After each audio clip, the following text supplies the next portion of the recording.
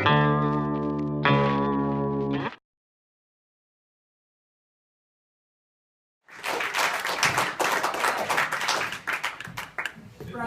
is what you guys don't know is that the group of us have not been all together for months until we just stood outside right there. So I'm so emotional right now because I've missed these guys so much, and I luckily got to spend some time with Zoe and Dave last week. But everybody else I haven't been around, and it's just an amazing moment for us, I think.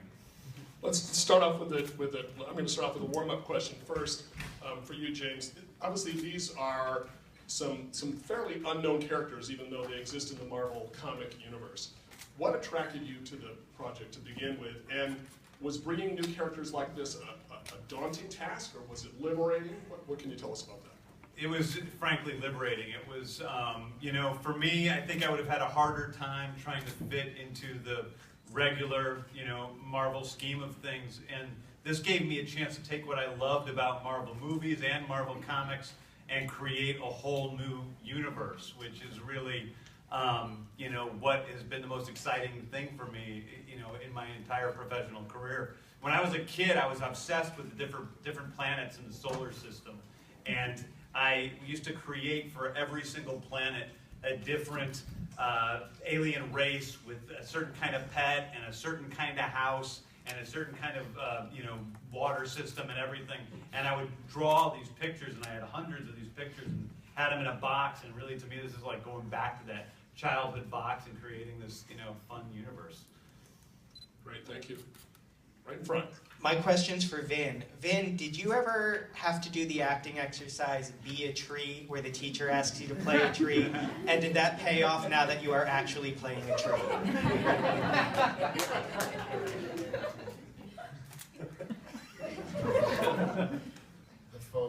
The phobias, the nightmares. When I was a child actor, yes, I had the fear that I was going to be cast as the tree.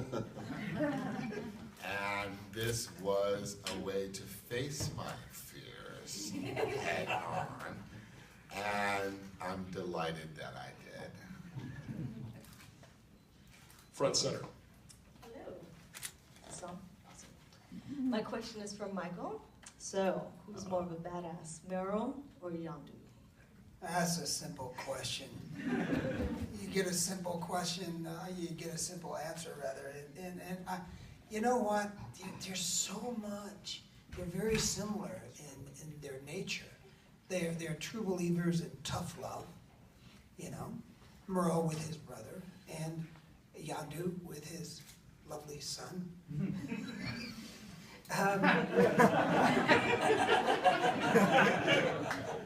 Surrogate, okay, surrogate daddy, okay, I'll put it that way. You missed me, huh, didn't you? I did miss you. I missed you so much. You know what? I will answer your question, and I'll make it real quick. You know what? I'm always. You saw the movie, right? Did you see the movie? Yeah. Yondu is pretty damn powerful. Merle inside, close inside, maybe you gotta go with Merle, but Yondu. I mean, I don't think Yondu let Merle get close to him. In front on the left. Hi, congratulations to everybody on the film. It was great. Chris, you've had your fair share of having to gain and lose weight for parts recently. Do you relate to your female colleagues and what they go through with media scrutiny?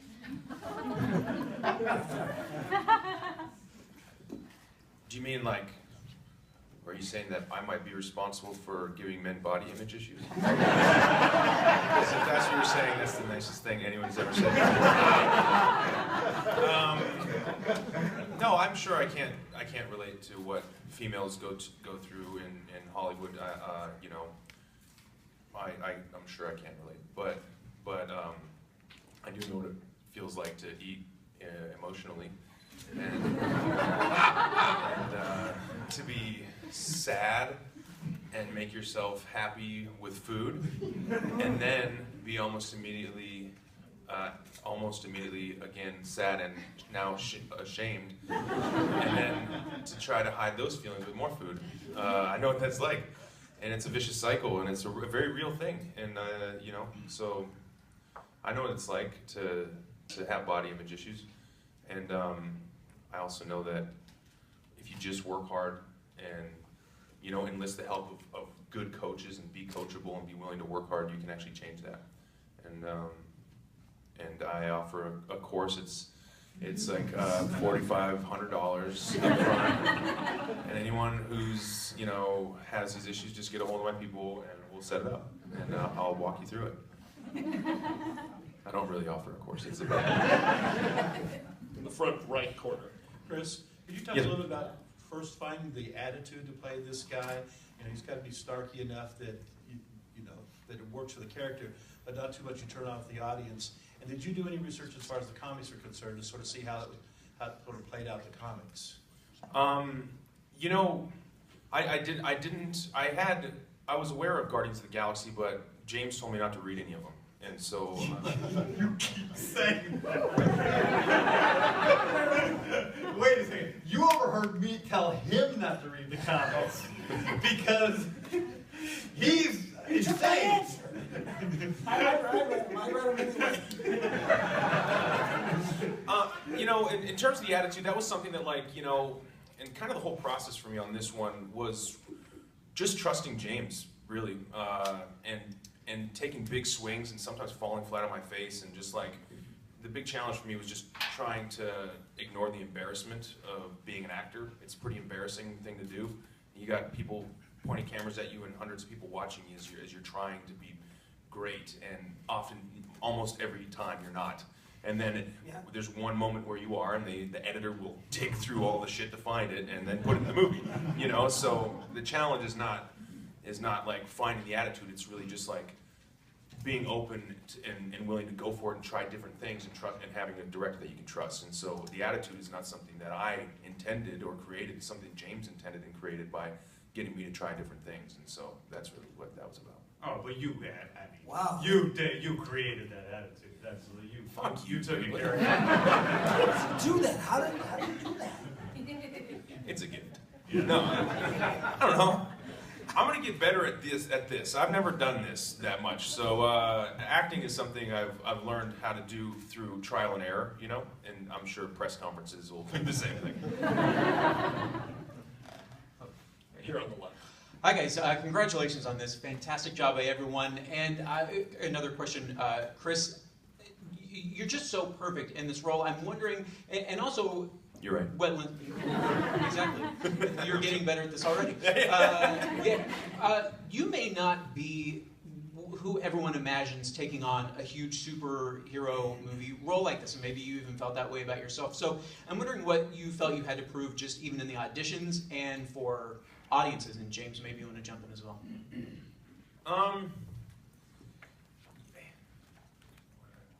I guess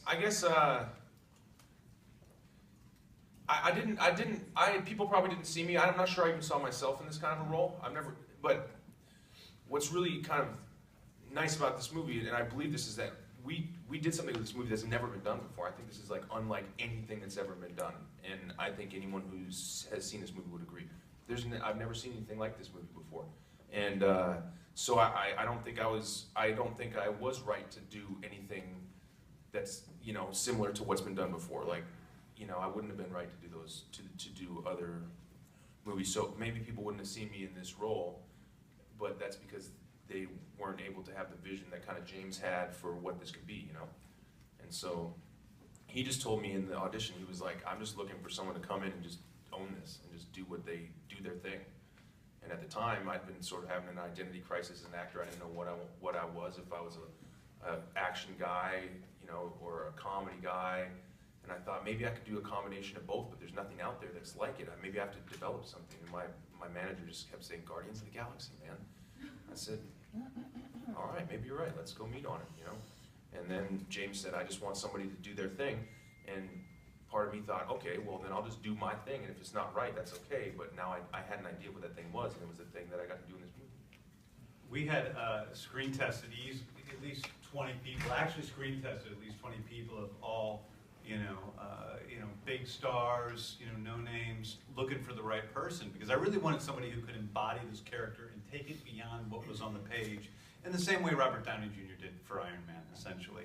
And nobody blew me away. Plenty of people were really good, maybe other people were great, but nobody blew me away. And Sarah Finn, our casting director, really deserves the credit for Chris in a lot of ways, because she kept putting his picture in front of me and saying, what about this guy? Why don't you meet with him? And I was like, the chubby guy from Parks and Rec? You're stupid, And she kept doing it, and finally she really, I don't remember her ever agreeing to see Chris. I just remember her saying, okay, and after this guy, Chris Pratt's here, and I was like, and I was a little mad. I was like, I thought I didn't want to see him, but, and then Chris came in, and, he started to read, and this is 100% true, that within 20 seconds, I was like, holy shit, that's the guy, that's who we've been looking for. He had this thing that was himself, and sometimes a role and a person are meant for each other, and that's what I felt this was. And I turned around, and Sarah Finn, who was sitting behind me, I'm like, he's the guy. And I'm like, chubby or not, if he's chubby, the world's gonna have to be ready for the first chubby superhero, because he's still gonna be better than all the other people we had. All the way in the back corner. This question's for James. The movie's very action-packed and very funny, but it's also got a lot of heart. Thank you. Can you talk? You're welcome. Can you talk a lot about, or can you talk a little bit about your inspiration behind the emotional journey that you took the characters through in exposing their vulnerabilities? Honestly, it's just that. Well, first of all, to me, what the movie is about a couple of things. Number one, the movie's about a son's relationship to his mother and how it manifests itself throughout the rest of his life. That to me is an emotional thing. The second thing is the movie, we live in a world where everybody's supposed to be cool and act tough and put up fronts, and everybody's so cynical, and there's a cool contest on the internet who can be the most, snarky and whatever.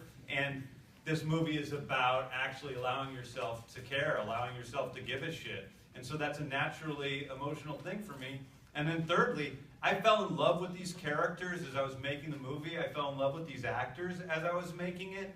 And I think that just my natural sort of sensitivity to that, to characters, to people, to emotions, is just something that automatically was expressed within the film. It's a film about family. And then we're right there in the middle. James, the music plays such an important part in the film, and I think a lesser filmmaker would have just tacked on these songs that he wanted to hear in his film, but you found a way to make them organic and spring from character and story.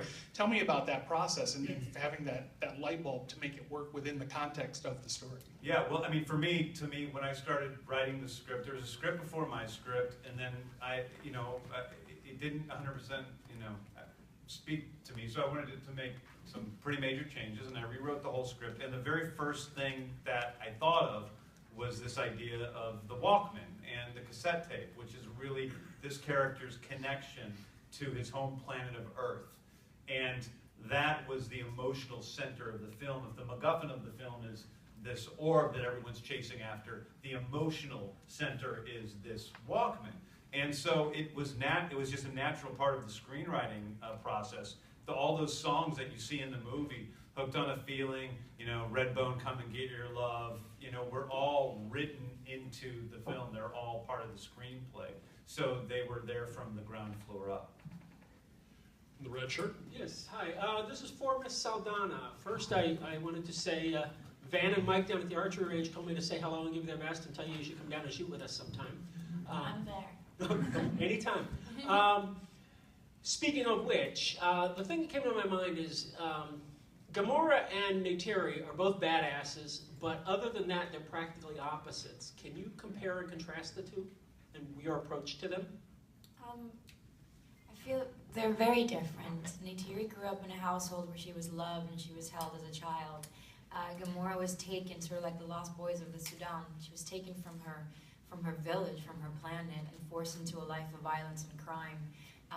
So there's this pain that follows her wherever she goes, but there's this last hope that she has that she can possibly get away.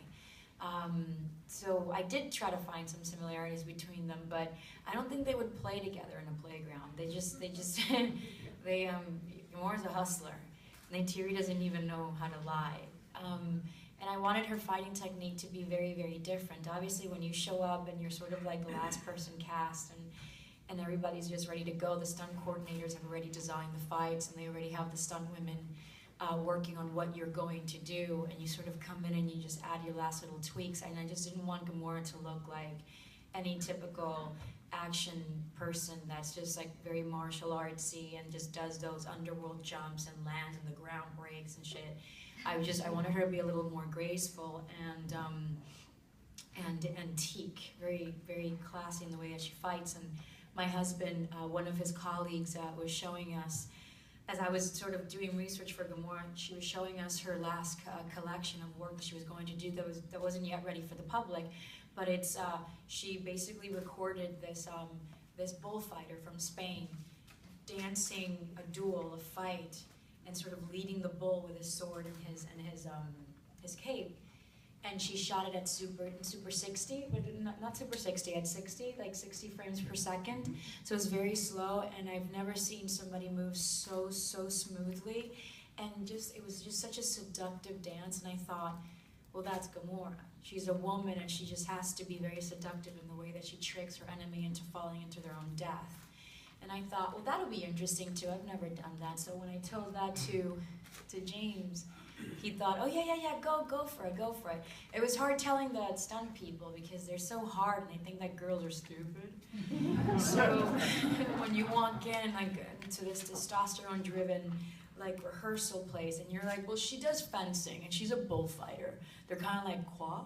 But they realized they didn't really have a choice and they adapted it.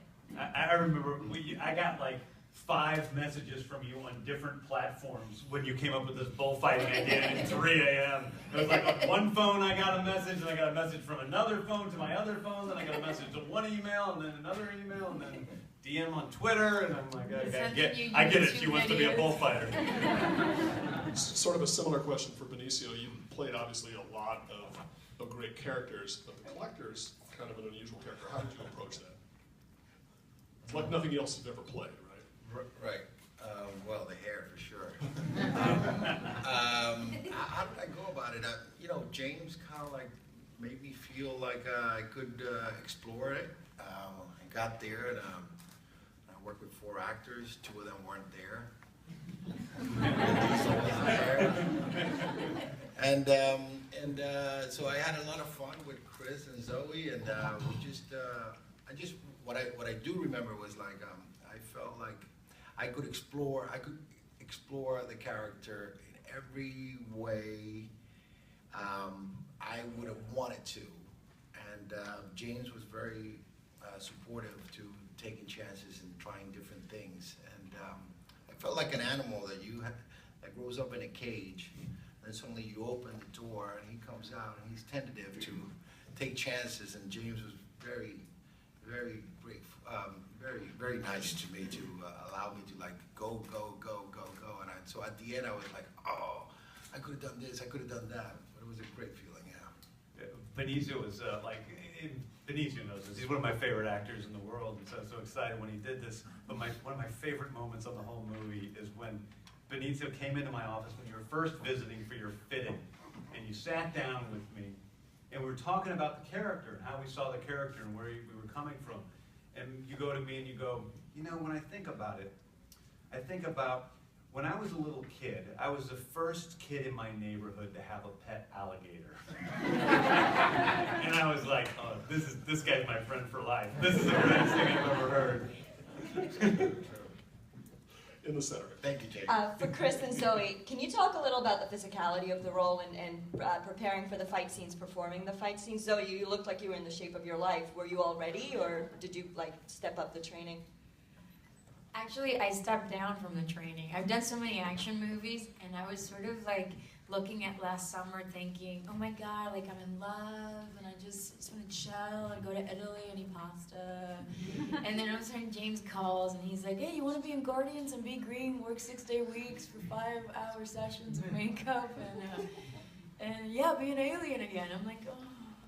So then I did it, but the training process, after I kind of figured out what she was going to be spiritually, there's muscle memory and all the things that I've done in the past 7 or 8 years. So I was able to kind of relax with my body and you know, work with the stunt coordinators, but not excessively like I've done on other films. And I remember it was really funny because Chris was like, you know, I know that you're very, you know, you're very stunty and you're very agile and everything. So, you know, just be yourself, just go with it, whatever.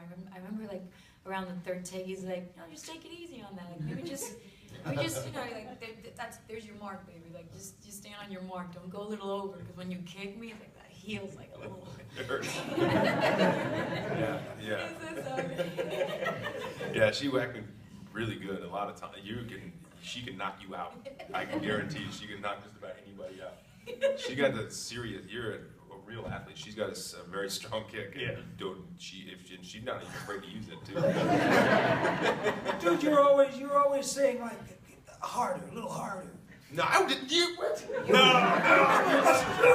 It was like he punched me so hard Yeah. twice in the movie that I don't even know if it made the movie. that wasn't even hard. It was so hard. I felt my organs shake. Yeah, you were all bruised the You next threw day. this pad. I had Rooker knuckle prints on my ribs.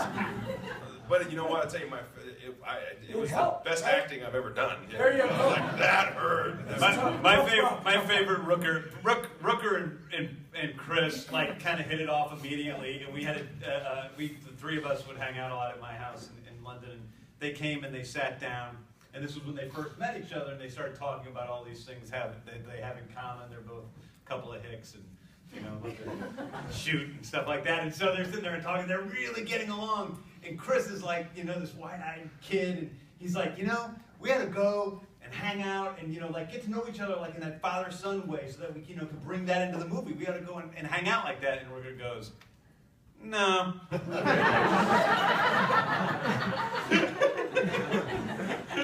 that planted the seeds. I was like, oh.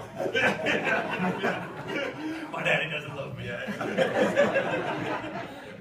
In the front corner. Well, guys, I gotta say, you know, the Guardians go for the gusto and they succeed on every level. Great job. But gotta pose a question here to the boys at the end, to Vin, Dave, and Benicio. Vin, you've been part of a very successful franchise. Dave, Benicio, you're coming in to a new universe, and this is a new universe for you too, Vin, the Marvel Universe. What is the appeal of the Marvel Universe, and particularly this new offshoot, Guardians of the Galaxy?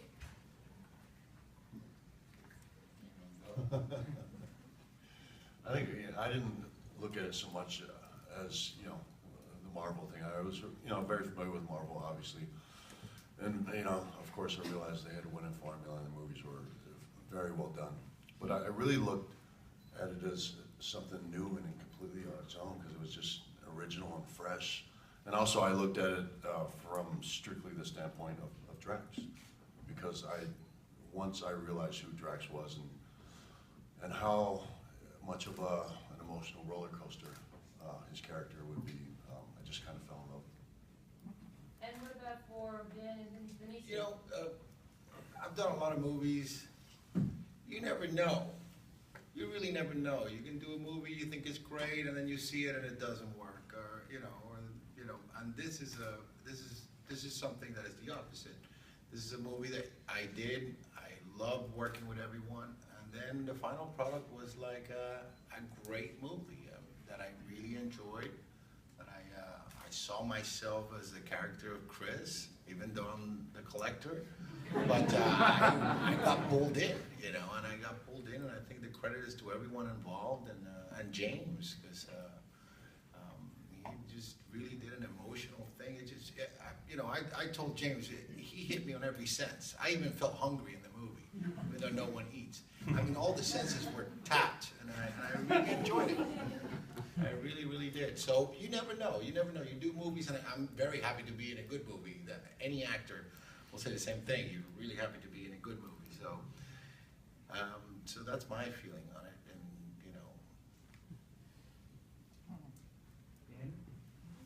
And Yeah, I'm new to Marvel. I guess this whole thing started for me with a kind of a social media wave that was adamant about me doing something with Marvel. And there wasn't really a 6-month window to do a character at Marvel. So when Kevin Feige called me and said that him and James were talking about me playing a role, I had no idea what role it would be. And they sent over a book of conceptual art. And I went into my living room with my kids, and I opened up the book, and I asked the kids what character they thought they wanted Daddy to play. And they all pointed at the tree. And I knew that was a good sign. For me, it was at a very important time when I did this movie, because it was in December, and it was the first time I was coming around humans again, and the first time I was working again. And there was something very therapeutic about, in my personal life, I guess in my professional life too, dealing with death and then playing a character that celebrates life in the way that Groot celebrates life. I took my kids to a screening to see this movie, and they walk around the house reciting Star-Lord, Gamora, and all the characters, and something very beautiful happened in playing this role. Something that, as an actor, I never would have imagined. And that is when my kids see trees, they refer to the trees as my brothers and sisters. So they'll say, "Look, Daddy, it's your brother and sisters." And the idea to be associated with trees like that is remarkable. It's so much more gratifying than you would ever imagine. It was, I was really lucky. I was really lucky that that specific role came up. I was really, really, really lucky that when I went to breathe life into the role, I had a director that was willing to indulge in the way that he did. I felt like I was the last person in, so I got to see all of the performances, and I was so blown away by the performances. It felt almost too good to be true. And then while I was recording the 3 words, day in and day out, we started one day, ended up 4 days. James actually, it would be wild to actually see my script, because I don't think anyone's seen my script. It was, on the left-hand side of the page, it said, "I am Groot." And then on the right-hand side of the page, it could be a whole paragraph about what "I am Groot" meant. So when I walked into that situation and I saw somebody that cared so much about every little nuance of that character, it was so refreshing for somebody that didn't think that being a perfectionist was a bad thing. It was so refreshing. And unfortunately now in Hollywood, there are those directors that have some contempt for actors. We've all experienced it in one way or another. To have a director that loves his actors is something that you can see in the film, the fruits of that labor. You can see that translated in the film. And when you watch this movie, you can see a director who loves his actors. And it shines through the movie in my mind and in my eyes. Did I answer the question? Right on. I'll just say real quick that you guys, no one will ever understand from the bottom of my heart how much Vin Diesel, brings to that role. because I sat and watched the movie a billion times with my voice in there, my brother Sean's voice in there, and when he came in and said, "I am Groot," it really filled out that whole character, and it's really quite incredible. Like the Fred Raskin, the editor, and I couldn't believe it when we started cutting it in, because it made that character that was a CGI character suddenly complete, and it still doesn't sound like Ben to me. It sounds like Groot, and there was a weird sort of like, you know, strange energy in the room when he was doing it, and I think a lot of people have felt it through seeing the movie, that Groot is this emotional character, and we even felt it before, you know, while we were shooting. But it's really, I'm really eternally, you know, grateful for that performance, and a little freaked out by it. In the center here on the left. Congratulations to everyone. Great job. I can see this film another 5-7 times. I don't mind. For James and Chris, James, can you share with us about the Kevin Bacon reference? And Chris, are you a big Kevin Bacon fan? That reference, like some of the most fun moments in the movie, and Chris and I were talking about this on the phone the other day. Chris and I have a very similar sense of humor, and when you're on set with me and Chris, it really is one long bit. But a lot of the funniest moments in the movie were things that one of us started off, and then the other one added to, and then the other one built on that. And the Kevin Bacon thing was that. Chris came in and he said, "What if he thinks of Footloose is a legend, you know?" And I said, "Oh shit, that's funny." And I started laughing, and sometimes he would come in with some ideas that weren't so funny. But that time he came in with this idea that was really funny, and and then I added the Kevin Bacon aspect to it, and then he added something else, and then we added the part with, you know, the Zoe Kevin Bacon. Oh, the 6 of them by fun, yeah.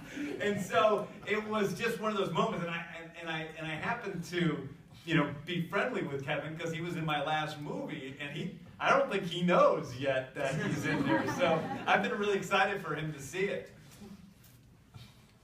Yeah, that sums it up. It's true. Yeah, we were constantly, we have a pretty sick sense of humor. The kind of sense of humor that, like, if someone were a fly on the wall, they would think that we were maybe mass murderers or something. Yeah. There was one time when I remember you said something, and I was like, "Oh, dude, that's too much for me." That was too much for him. I was like, "I did it! Oh my god! It took 4 months, but I finally pushed it too far." Yes. I've been trying for 9 years now. Oh, you've been too much for me from the beginning, Rooker. And I'm afraid this has to be the last question here on the right. Yeah, hi. I would like to know about the music. They mentioned the music before, but what is your favorite song? I mean, maybe each one could say something about the favorite song of the movie, and what kind of music do you specifically like besides this one? My favorite, you know, listen, one of my favorite songs of all time is "I Want You Back" by the Jackson 5, which is in the movie. My favorite song in the movie, strangely, is "Come and Get Your Love" by Redbone, which I really think is when the whole idea of the mixtape started cementing for me. So that's my favorite. Rooker doesn't know any names of songs. I don't know the music. He doesn't know the names of his kids.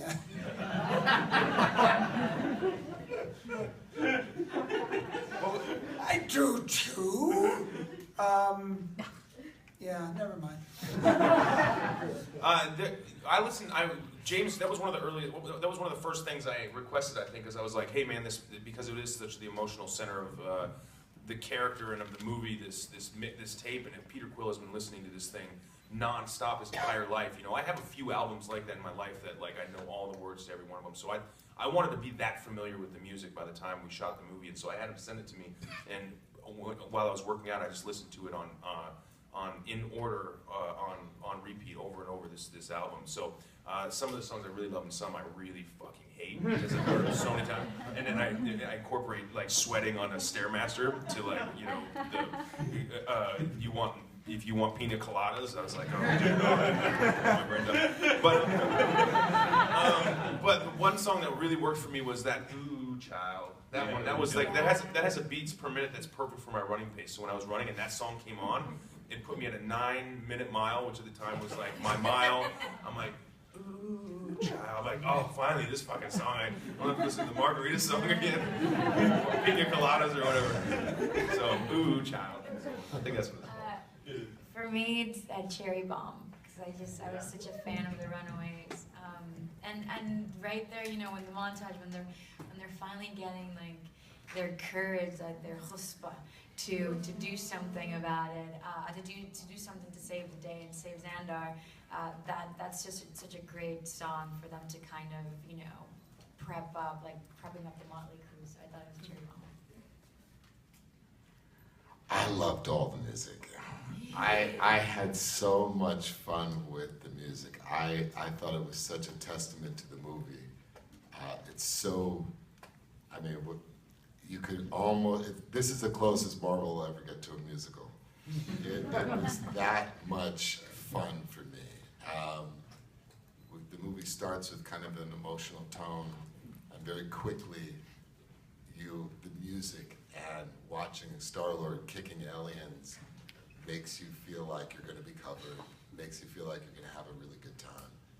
The music, I'm singing the music every day.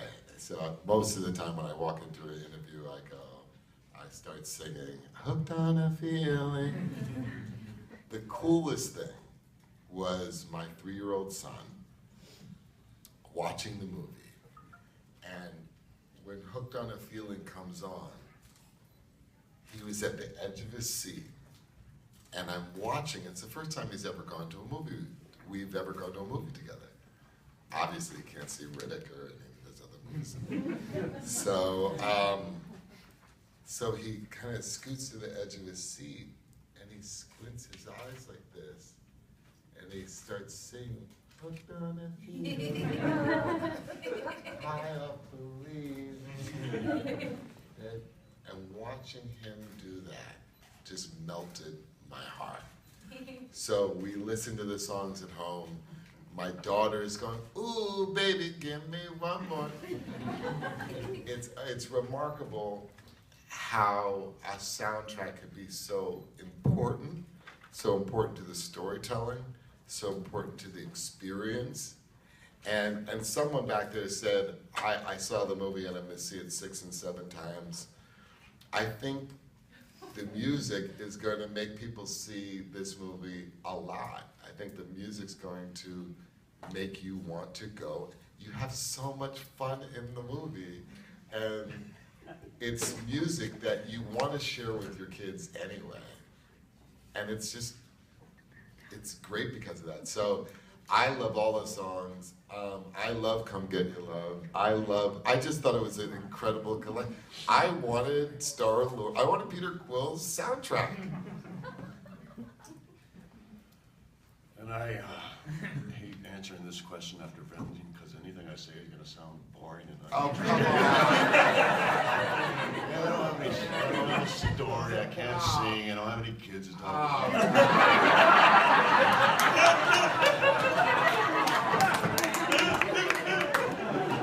Anyway,